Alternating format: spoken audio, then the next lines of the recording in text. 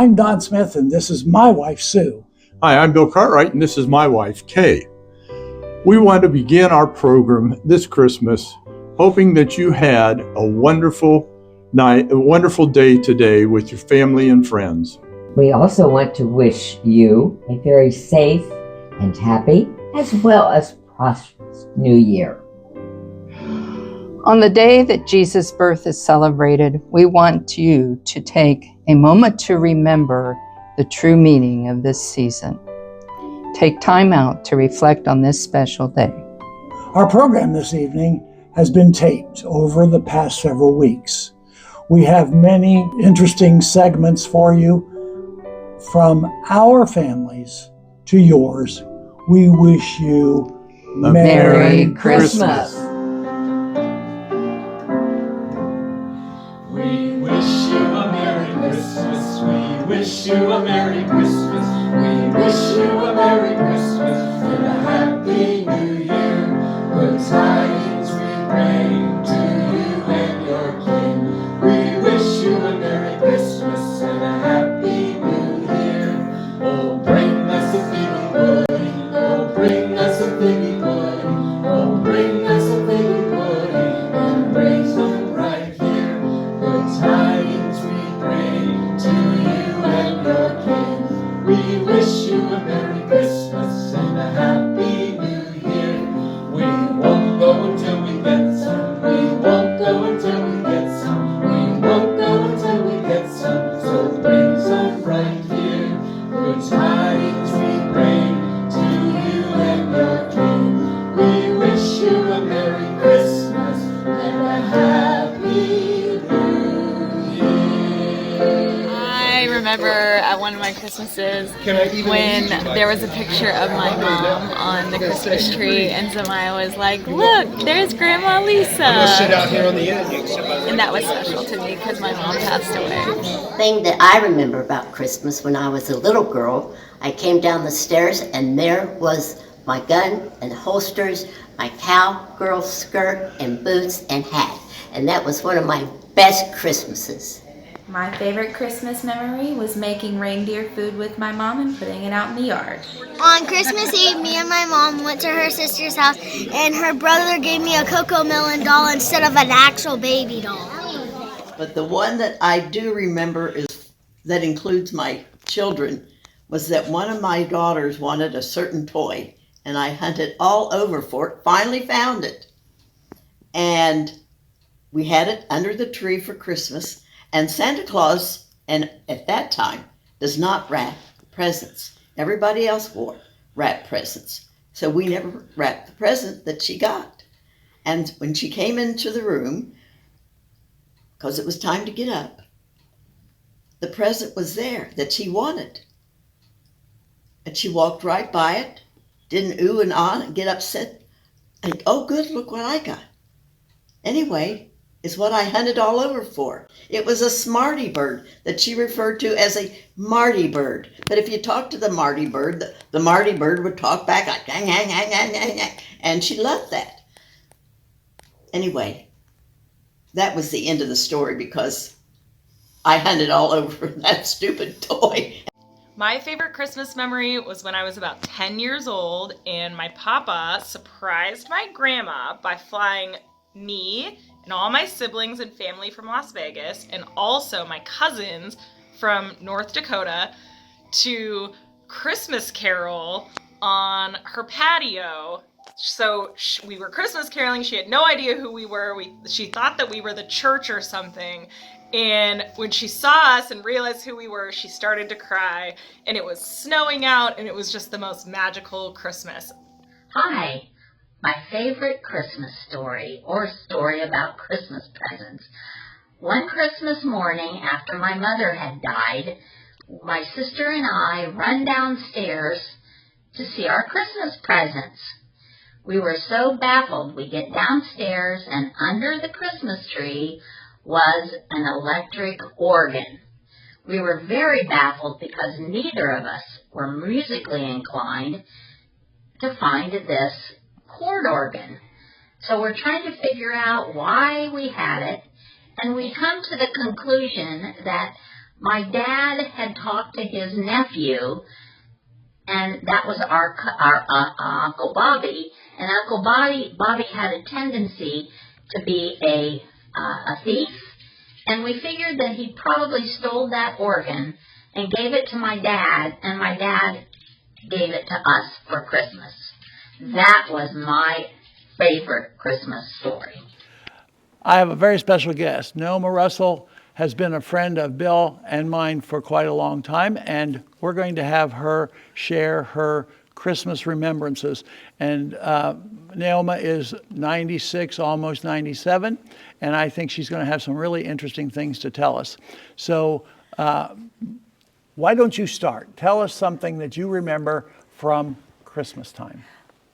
There's a couple things that particularly came to mind. One of them, I was very small, and we spent Thanksgiving with my dad's family in Piqua, but we spent Christmas with my mother's family in Fort Loramie. And we went up Christmas Eve. We would either go in the morning, Christmas morning, or Christmas Eve. We went up Christmas Eve and sat in the dining room. She had a huge dining room, had a big buffet, and it had a big table always shoved back in the corner.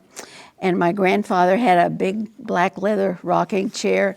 My grandmother had what she called a sewing rocker. It was very low, and it had no arms on it or anything in that. And she was a small person, and she sat in that. And then, of course, there was a base burner, the stove that heated the house. So we visited a little while. And my grandfather got up and went out. He came back in, and he was carrying a load of wood. And he opened a door into the room next to the dining room, and boy, I lit up. That was the parlor. And I was, oh boy, we're going to sit in the parlor tonight. That is special. So we all moved into there after he got his fire going in the stove in there. And my dad went over and sat by a window, and he kept looking out the window. And pretty soon he called, it had been snowing, it was snowing pretty hard. And he called me over and he said, Naoma, come over here, tell me what you see outside. So I looked out the window and I lit up. Santa Claus was coming across the yard. And I knew it was Santa Claus because I had seen Santa Claus at Penny's. I had seen Santa Claus at Brown's. None of them looked alike at all. Right. And but I knew this was Santa Claus because earlier in the week, we had gone up to visit my mother's oldest sister. She was a postmistress in Fort Loramie. And she took me over to the department store next door, which I think was Wilman's. I think that was the name of it. And Santa Claus was there. Well, this was the same Santa Claus. So I knew this was Santa Claus this time because the ones that I had seen in Piqua were always different. The Salvation Army in those days, some of the fellows ringing bells would have Santa Claus outfits on and so on. So there were Santa Clauses everywhere, and none of them were alike, but that one was alike. So what were the decorations like at that time? An artificial tree. An artificial tree? Oh, yes, yes. What year was that? I thought artificial trees are more recent.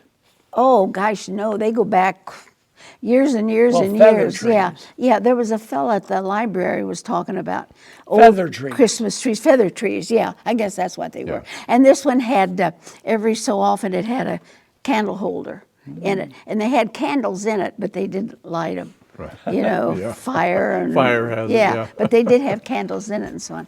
And but that was about all that there was as far as decorations was that tree. Now that tree was in the dining room where they lived all the time, not in the parlor. That was in there. So Santa Claus came to the door. My grandfather went to the door, answered it, and Santa Claus said, I can't stay very long, but I understand your granddaughter is here. And Grandpa invited him in, and Dad came in with him. And he came in and he said, I've got a little something for you. And he gave me a blue wooden box. It was about this big a square and about this high. Oh, and it opened like a book. Oh. Opened this way. The hinges were on the back of the thing. And that was something Dad had made. Dad was a woodworker, and he made everything like that. So I opened it up, and there was a doll on this side and a couple little dresses hanging there, and I can't remember how those dresses were hanging, but I remember seeing them hanging in the inside of that thing. And then on that doll today would be a Barbie doll. Yeah. That's what Now, kind do you of. still have that doll? No, wish I did, and I wish I had the box. Yes, I wish I had the box too. Yes. On the other side of the box, up the top was a little mirror about this big around, and then underneath it were 3 little drawers, and they had doll clothes in these 3 little drawers. Well, that was So really a nice gift for and you, Santa. that gave. was a nice gift. And years later, we got to talking about different things, and I asked Dad about that. I said, how did he happen to know I was there, and what was the deal? And he said, Santa Claus was the man next door. And that's how he come to be playing Santa Claus at Wilman's as well. And they saw him and asked him if he would stop down there that night. So he said yes, he would. So that was how Santa Claus come to stop in, because he knew I was there. He had delivered you talked to a Grandpa earlier in the week, and Grandpa said my daughter and son-in-law and my granddaughter will be here Christmas Eve. Would you stop when you're on your way down to Uncle Pete's? And he said yes. So that's how they come down. So, do you have any other stories that? Yes, I have another one that comes to mind all the time. I was probably pretty close to being a teenager, and my parents were married during the Depression, and by then they were things were picking up, and they were doing pretty good by the time I came along. Dad had a good job, good 4-day-a-week job in those days, so he was very fortunate that way. So Christmas to me was one big item, and then some little items, little things to give me something to unwrap, I guess. And so I loved to roller skate. And Verna, a neighbor girl, and I used to roller skate at the rink a lot. We had to rent skates. I wonder how much those skates were, like maybe $a quarter or something. Probably. I have no idea how much renting those skates would have been. But we did a lot of skating then. So for Christmas that year, my, quote, big gift, I was hoping for a pair of white shoe skates. And that was all I asked for, was just that. So Christmas morning, I heard my folks talking, so I got up and went out. And my heart sank, because there sat a great big, beautiful desk, a big desk. It had a little drawer in the middle, and on each side were little drawers, and underneath were 2 bigger drawers. Did your dad make it? I never found out. I wouldn't doubt but what he did, because he made a lot of furniture, a lot of furniture. But he made that. So you didn't get the skates? So we unwrapped our presents, and I got the desk, and my little presents were a bottle of ink, which was blue, which in those days it was always black. And this was blue ink, and I was proud of that. And a box of pencils. There were some colored pencils in there. Those colored pencils I remember because I saw some not too long ago.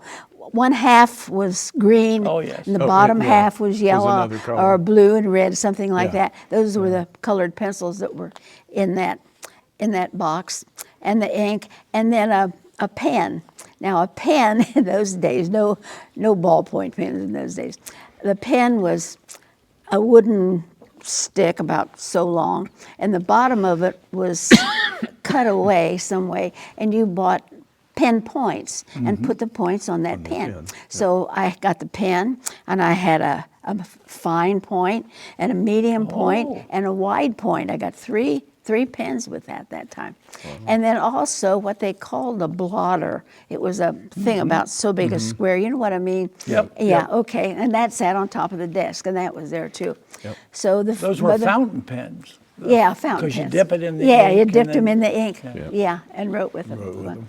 And you had your blue ink. And I had my blue ink, which was unusual. And the interesting reason probably you had all 3 sizes was because back then the calligraphy, the way things were written, a lot of times they used more than one pen to write a note. Yeah. And I remember using that wide pen. I don't remember why I used it. I don't remember what particular thing I used it for, but I remember using that wide point a lot because I was proud of that. Well, for those who are watching, they need to know that you're quite an accomplished artist when it comes to using cool things and making really nice things. And that little stitchery that you do. Yeah, tatting. Yeah, that's I really. do a lot of tatting, and I also make my own greeting cards, and I like to do that. And they're beautiful. Yeah. And sometimes they have tatting on them. Yes, I do. So, yes. I like to any do other that. Christmas remembrances? Did you ever ride in a one-horse sleigh? No, I never did, but that's another story, but I may not have time to talk about. That was my dad. I want to finish about this, the desk. Mother went in and moved some furniture in my bedroom, and she and Dad carried the desk in and put it in place. So we went out and had breakfast. And after breakfast, Mother and I got up and started cleaning up the kitchen. Dad went down the basement, and he came back up carrying a box. And as soon as I saw that box, I knew that was my skates. I was so thrilled with that. That was something else. And the funny part of it was I wore a size 5 or 5.5 shoe. Dad said, she's young, she'll grow. So he bought skates that were like 6.5 or something like that. I still only wear a 5.5 shoe. So all the years, Mother stuffed cotton in the toes and around the heel, so my foot didn't slide around inside that skate. You know, we use those now. We have skates at our house that are white with the runners, the boot skates, and we use them as decorations. Oh, You yeah, set them by the fireplace. Yeah, that's a neat idea. So, well, that's good. That's a neat idea. Really nice. Anything else you'd like to share? Well, you were talking about sleighs. This is my dad's. He was born in 1902, and he was just a tiny little thing. And he got to worrying. That runs in the family, you know, because you're pretty tiny too. Yeah, yeah. He got to worrying about Santa Claus. How was he going to get in that chimney? There's no way a man could get in that chimney. It was so small. They lived on a farmhouse out east of town on Statler Road or Loy Road. There's a church out there now. Yes. Okay. Yeah. Well, this house was across the street from where the church is now, and they farmed out there. And he kept worrying about Santa Claus getting down that chimney, and he said, if he got in the chimney, the only way to get out was that big stovepipe that went to the base burner, and he'd have to come in that stovepipe, and that led to the stove. And how would he get out of the stove? So he said, his mother, my grandmother said, don't worry about it. He'll find a way. Don't worry about it. She just shoved it off. So he was very young at the time. Oh, he was tiny. He was very young. Yes, great believer in Santa Claus. And he went to bed and he thought, maybe I ought to get up and stay up in case Santa gets stuck in that stove. But he said, I fell asleep. And when I woke up, I heard my parents talking. So I went out, and my grandmother was in the living room looking out the window. And it had snowed a lot. He said we had a lot of snow that night. And it was not unusual for farmers to have sleighs pulled by a horse. Right. And while they were watching, sure enough, down the road went a neighbor pulling a sleigh with his horse. And Dad watched and everything, and he said, while I was looking, I thought, there's footprints from the road to the front porch and back out to the road. And I got to thinking about that, and I said to my mom, now we don't have a fireplace, so Santa Claus couldn't come down our chimney. When you don't have a fireplace, he just goes to the front door. And he said, that settled that. That settled, yeah. Put his mind at ease. Put his mind at ease. I really appreciate you taking time to tell us these stories. Thank you. There are so many neat things that occurred a while, even in my lifetime and in your lifetime. Yes, absolutely. What we did for Christmas compared to what young people today are doing. It's so completely different. Completely. But, my mother's Christmas, Dad's Christmas, they've got little gifts, little things. My mother was from a family of 12. They lost a boy and a girl in infancy, so they raised 5 boys and 5 girls. So they had a big family, and a lot of times their Christmas was an orange or a couple of oranges, and that was Christmas. Yep. I've heard many stories about that. Yes. You just got some very simple things, and today we just give tons and tons Oh, and tons gosh, of yes. presents. Too much. We probably should get back to that. Nailma, Yeah. I really appreciate you taking the time Yes. to be with us Thank you today. very Yeah, much. so And much you fun. know that it's Christmas night, and it's really nice to think about the past. I've been reminiscing since you called and thinking about different things. And It's nice to remember. Things come to mind. Oh yes, nice to remember. I think of Bill Uh-oh. being in my choir for years and years Yep. and years, and Oh, Kay, and Christmas music was always my favorite. Now maybe we do a cantata, Yeah. like at Easter or something like that, but nearly always at Christmas we just did Christmas music. Yeah, and we went out caroling. And went out caroling, Yeah. Christmas caroling, yeah. It was so nice. Yeah. And It it's was hard to fun. find carolers anymore that go out and actually walk on Yeah. the street and go up to houses and sing. Yeah. It's a sad thing. I Yeah. think it's a sad thing. Of course, all the moderns don't know anything about that. I think it is too. That's sad. I think another sad thing is going from Halloween to Christmas. I think Thanksgiving is important too, and you just Yes. you don't see anything much for Thanksgiving. It's Christmas trees go up early. Christmas, yeah. Yeah. Well, thank you again for taking the time. Thank you I for really inviting me. appreciate it. I've enjoyed Been- reminiscing. It's been very enjoyable having you. Thank you. Thank you very much. Yes. Hello. Well, we're here at a hidden gem in Ohio here of some beautiful Christmas lights, and we're excited to have the people who put this on every year, and it's been a phenomenal thing to see. And we're going to introduce them now. It's Alex Smith And Richard. my brother, Richard. Yep, which is And- Don's brother. Richard's been sticking his finger in light sockets since he was a baby because I was there to babysit him and I just let him do it.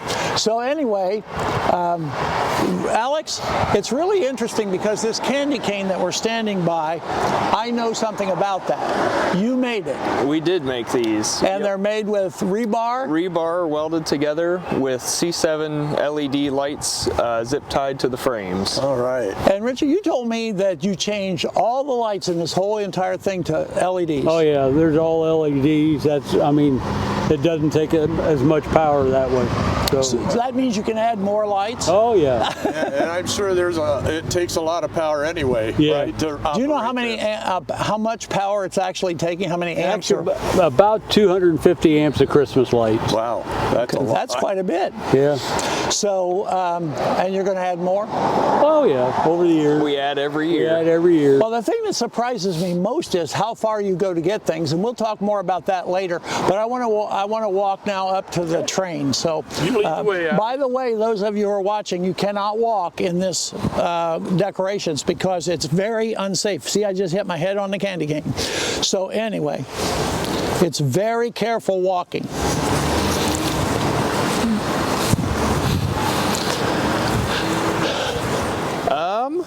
Each car is at least 6 feet long, so 35 feet or so. 35 feet of train? Yep, and we Amazing, and you made it all. we made all of this out of rebar as well. Wow. That's a lot of work. And how did you get it figured out that you could have the smoke go like real smoke and all that? Yep, we just used a 3-channel controller and made different sections wired so that it would look like it was in motion.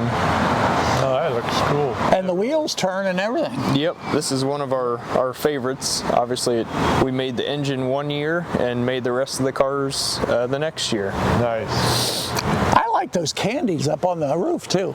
And by the way, for those of you who are watching our program, this isn't their house. They just took over the neighbor's house, which by the way happens to be Alex's grandma. So that helped a lot.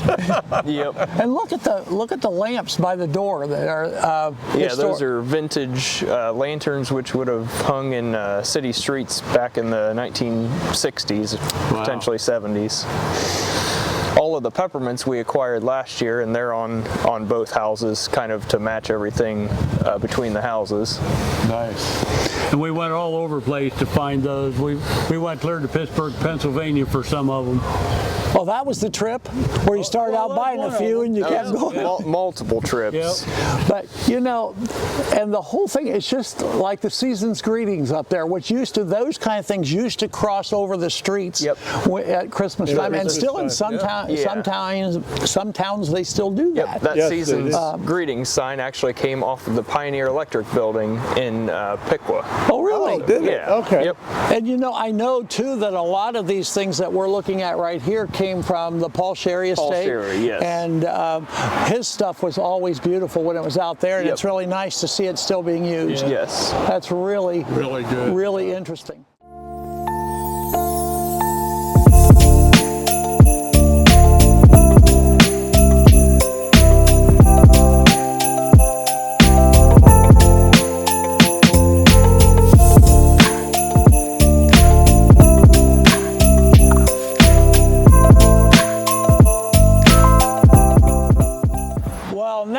In front of the choir. Yeah, can you hear them? How many? Hear the choir singing. I want to know how many people are in this choir. There are 131 choir individuals. 131 choir members and angels.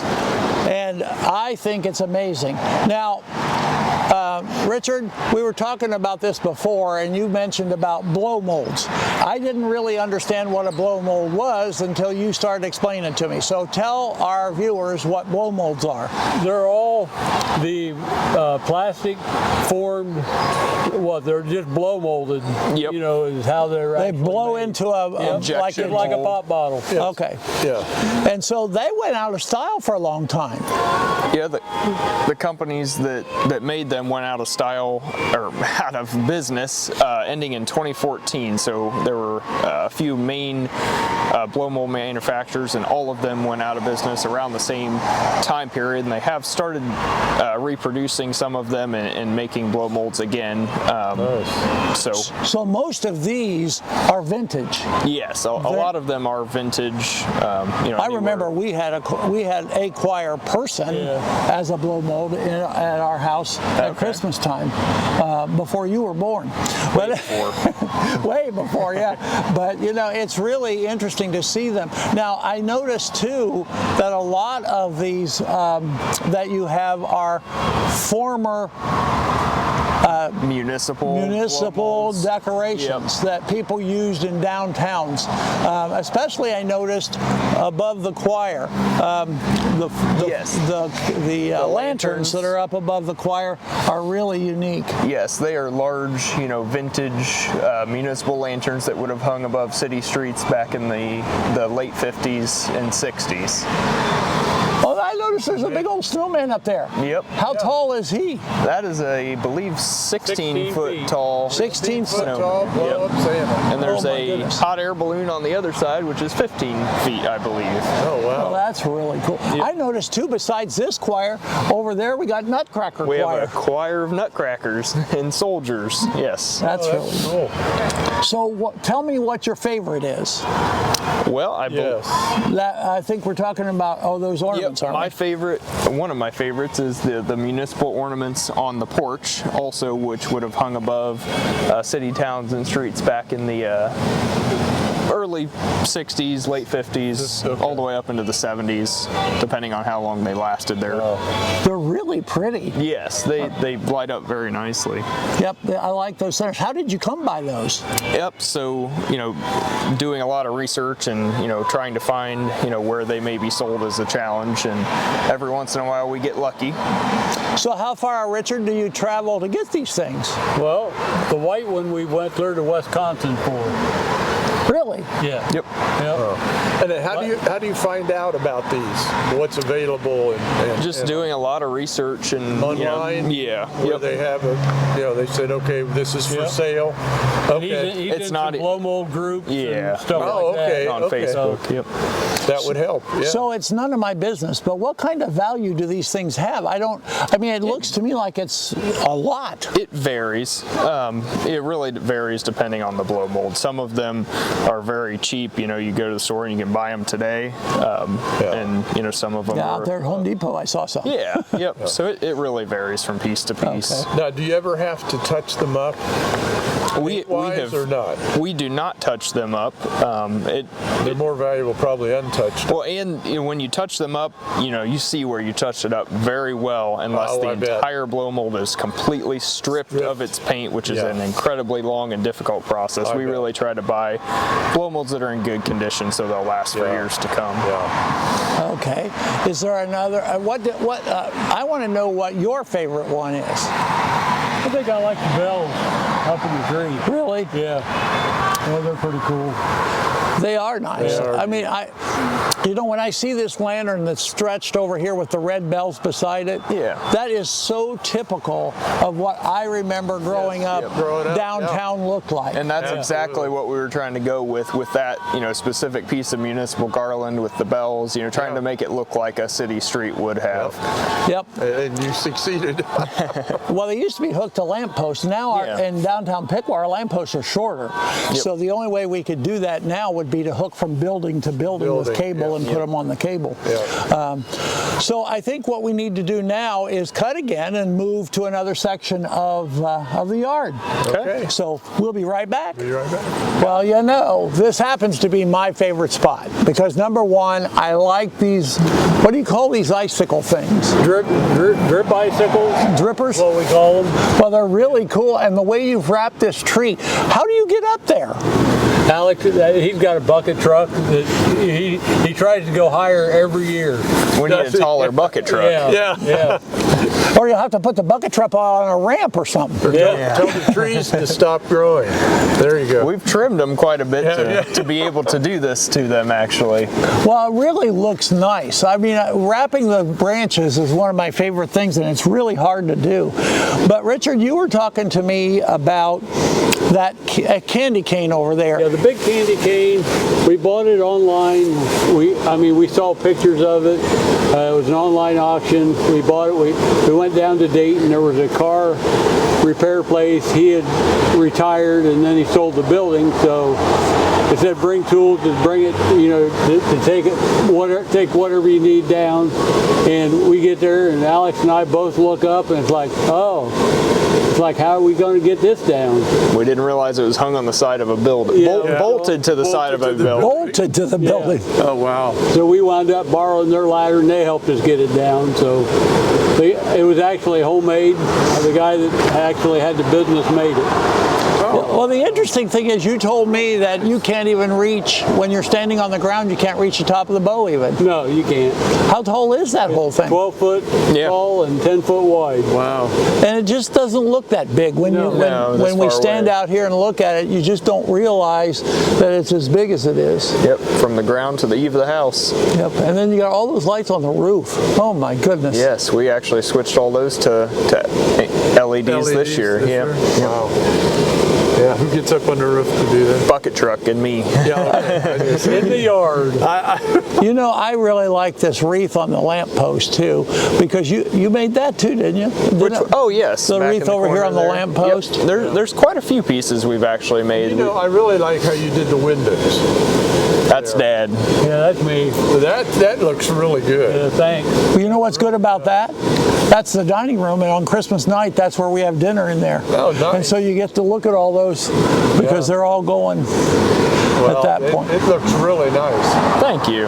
We do it for the community. Everything is really nice, and I heard you say you do it for the community, and I got to tell you, not just the local community, but the whole area.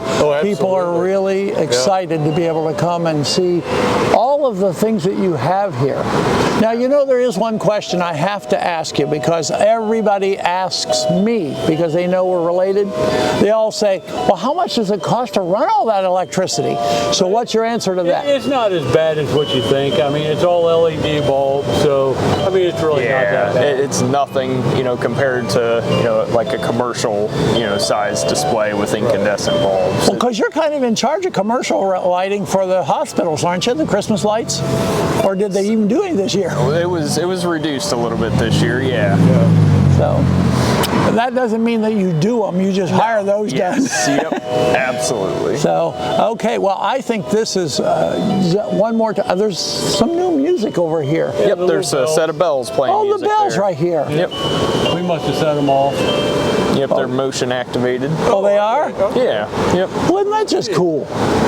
Now, where did those come from? I believe those came from Menards. Menards? Oh, wow. Yep. There's 3 of them? Yep. We've gotten a lot of stuff from, a lot of different places over the years. We go out after Christmas and so go for the discounts. What's the furthest place you've driven to get something? Wisconsin. Wisconsin? Yeah. Yep. We've driven to Michigan probably 8 or 10 times over the summer here. We've driven to Pennsylvania a couple of times. Driven down, obviously, Louisville last weekend to get some stuff. That's no close. Louisville's not too close. I mean, it takes some travel. Yeah. Okay, well, AJ, I think we need to move one more time and we'll be set. Well, now we're looking at some of my favorite things. I really like these trees. Can you tell me anything at all about them? Is there anything special about them?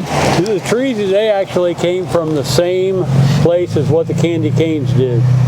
So we purchased those online also, and we kept hoping we were going to get them for cheap, and then the closer the auction got, the farther they kept going up. Well, but we still wound up with them. I say you won them anyway. Yeah. Then you said you have another set that you're working to fix to make sure that so there'll be 4 of them out here eventually. Yes. Well, you know what I find amazing is that you still got plenty of room here to put more stuff out. Yeah, we actually had a plan to put there's always a plan to get the last of it out into the backyard, but we had some other stuff that we were working on, so it didn't quite make it. But so how long does it take you to set this up? Yeah, so we start just before Halloween, and everything in the bucket truck, wrapping the trees, or getting all the roof line stuff done, and then work into the week leading up to Thanksgiving. We start getting some stuff in the yard, and then this year the week before Thanksgiving fell a little earlier, so we got everything out into the yard that week. I bet it's all hands on deck, right? Yep. Spouses have to come out here? Well, spouses actually watch the kids. Well, that's good. Yeah, since we got a busy street here, so. Oh, that's a good point. We do have one younger gentleman that does help us out on a couple of days to help get everything out into the yard. Well, that's good. Yeah. Yep. And did you have any damage during this last windstorm? Because they lost their tree in Troy. Yeah. Had to put a new one up. What? There were a few things that had blown over. Basically stuff that we had forgot to stake down. Nothing major. The sleigh fell off the reindeer cable up in the front there in the air, but it really didn't even hurt that. We just have no way to put it back. Yeah, a few years ago we ran into an issue where we didn't have things staked down well enough, and spent Christmas Day, the majority of Christmas Day, setting it all back up. So we used. So you learned your lesson. Yeah, we use heavy duty rebar and good straps on everything to make sure it's well secured. And I can tell you a little story about the sleigh and reindeer back here. Yeah. We were camping down around Cincinnati, and I'm driving, and the wife's like, I think there was some Christmas stuff back there. So we turn around, we go back, and there was a sleigh and reindeer. We had our RV with his little Escape, and we pull in, and they're like, I said, how much do you want for that? He's like, $400. Like, I can't do that. She said, what would you give? And I forget what I even told her. She called her husband and said, we'll take it. So we wound up getting the reindeer in the Escape. We had to actually go to Menards and buy straps and put the sleigh on top of the Escape. Pulling it behind the RV. Pulling behind the RV. Oh, now that looked like an interesting Christmas right there. Yeah. Well, I like this Santa Claus too that hangs from the tree. I've never seen any really that hang from a tree like that. Yeah, that one is there are a few blow molds in the front yard that are in the trees, like climbing and sitting on a rope and a swing. They're actually from Europe, but that one is not from Europe. It is just a climbing Santa that hangs in the tree. Well, it's cool. I like it. Yep. Yeah. So we want to do one more little clip. We're going to break here and we're going to go to our last spot and look at that, and we'll be out of your way. Well, it's only fitting that we finish our little tour of these decorations with the reason for the season, and the fact that we are standing here with the nativity set that is has all the animals around it, and the king are there. It's just a beautiful set of blow molds again that are the reason why we do all of this Christmas decorating. It's been an amazing tour. I really appreciate both of you taking your time to do it. I've always enjoyed it, and for those of you watching, we always come here for Christmas night for dinner, and Alex from a long time ago has always walked me through the decorations when there were a lot fewer than there are today. So it's really a nice memory for me too that we are able to be here. So we want to thank you all for allowing us to come, and look forward to another year with even more. Well, thank you for coming out. Thank you very much. Yep. Good evening. It's Christmas night, and every year from the time I was a young gentleman, I've read The Night Before Christmas on Christmas Eve. And so now that I have all these beautiful children here with me, I'm going to read The Night Before Christmas. But first we have to know who the author is. Does anybody know who the author is for The Night Before Christmas? Nope. Clement C. Moore. See that right there? Yeah, that is. Clement C. Moore is the person who wrote this, and you know, it was in the early 1800s. I mean, it was so old, it was older than your great-grandparents. It was a long time ago. Anyway, we're going to read The Night Before Christmas. Are you ready? Yes. Everybody ready? Yeah. Okay. 'Twas the night before Christmas when all through the house not a creature was stirring, not even a mouse. The stockings were hung by the chimney with care in hopes that St. Nicholas soon would be there. The children were nestled all snug in their beds while visions of sugar plums danced in their heads. Mama in her kerchief and I in my cap had just settled down for a long winter's nap, when out on the lawn there arose such a clatter, I sprang from my bed to see what was the matter. Away to the window I flew like a flash, tore open the shutters and I threw up the sash. The moon on the breast of the new fallen snow gave a luster of midday to objects below, when what to my wondering eyes should appear but a miniature sleigh and 8 tiny reindeer. With a little old driver so lively and quick, I knew in a moment it must be St. Nick. More rapid than eagles his coursers they flew, and he whistled and he shouted and he called them by name.